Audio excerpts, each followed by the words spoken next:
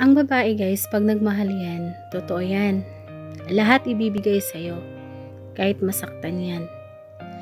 Kahit binabaliwala mo na siya, hahabulin ka niyan. Magmamakaawa yan at iiyak pa yan. Kasi nga, nagmahal sila ng totoo at tapat para sa'yo. Pero guys, alam nyo ba na ang pinaka masakit na part sa taong nagmamahal is yung ibinigay mo na ang lahat tapos hindi pa yun naging sapat.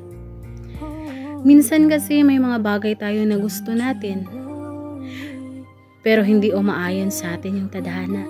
Kaya nga minsan pinipilit pa natin, di ba? Nagmamakaawa tayo, pwede lang luluhod tayo sa harapan, iiyak sa harapan. Gagawin natin yun kasi minahal natin yung isang tao. Pero may mga pagkakataon kasi na kahit anong laban mo at ano pang gawin mo, kung ayaw na sa'yo ng tao, wala kang magagawa. Kaya nga minsan, kaming mga babae, pag kami nagmahal, totoo at tapat yan. Bago namin bibitawan ang salitang ayoko na, alam nyo bang inilaban namin yan ng paulit-ulit, dinurog-durog kami. Dahil alam namin kung ano yung pinaglalaban namin. Pero pag yan, wala na, at natapos na. Hindi ka na niyan papansinin, hahayaan ka na lang. Wala na yung pakialam kung ano man ang iyong gagawin.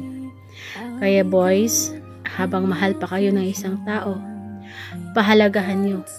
Kasi mahirap maghanap ng taong nagmamahal sa'yo ng totoo. Yun lang.